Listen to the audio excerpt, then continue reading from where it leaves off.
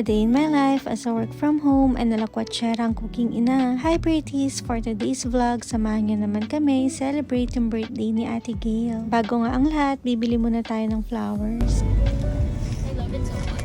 Bumili nga muna kami ng bouquet for Ate Gail doon sa flower shop sa bayan. 5 PM na nga nung umalis kami sa bahay kaya inabutan na rin kami ng dilim. Itong place nga yung nagustuhan ni Ate Gail para sa simple dinner celebration ng birthday niya. First time lang namin makapunta dito at daanan pa lang ipang Disney princess na. Char. Ito pala yung glass house na located sa Verde Vista, Alabang, Daang Reina, Almanza Dos, Las Piñas. Open sila from 8 AM to 10 PM. Meron ngang restaurant dito sa glass house at dito tayo magsa-celebrate ng birthday ni Ate Gail. Pagpasok nga namin sa loob, nagustuhan namin agad dito kasi ang elegant and relaxing ng ambience niya.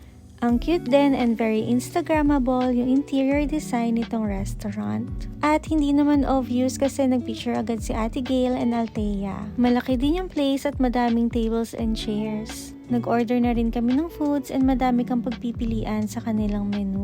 Habang naghihintay nga kami ng mga orders, meron sila ditong available cakes kaya namili na rin kami. Nag-order kami ng pumpkin cinnamon pie and red velvet cake. Parehas ngang September yung birth month ni Mami and ni Ate Gail kaya double celebration ito. Advanced birthday celebration nga ito ni Mami kaya bibilhan na rin natin siya ng cake. Kasama nga natin for today's video yung dalawang lovebirds. Medyo mabilis nga din yung serving ng orders nila dito. Siguro mga 10 minutes dumating na rin yung mga orders namin. Ito pala yung mga foods na napili namin sa kanilang menu. Maganda naman yung presentation and madami din yung serving. Kaya tara, kain muna tayo mga pretties!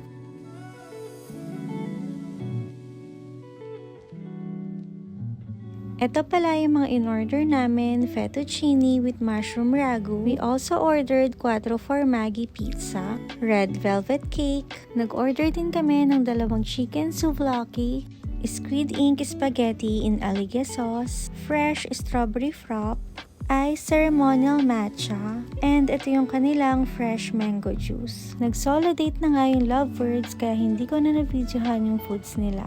For Mommy is chicken confit with truffled mushroom. And for Daddy naman is chicken souvlaki din. After nga namin kumain, tinikman na ni Ate Gail and Althea yung cake for dessert.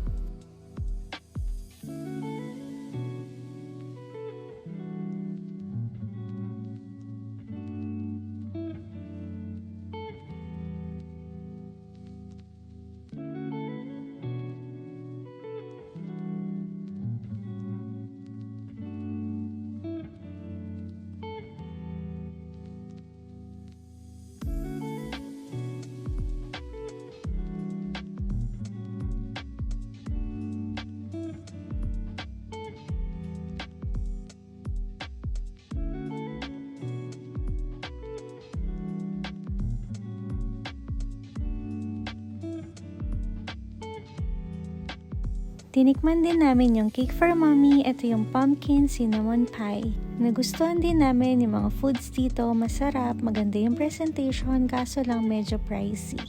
After namin kumain, naglibot na rin kami dito sa place and nagpicture. Sobrang ganda nga dito, kakaiba siya and worth it naman yung magagastos mo. And kung pupunta ka nga dito, make sure na may space ka sa phone mo kasi madami nga talaga kaming nakuhang pictures dito. Ito na nga yung mga naging ganap namin para sa simple birthday dinner ni Ate Gail. See you sa next mini vlog mga pretties! Bye!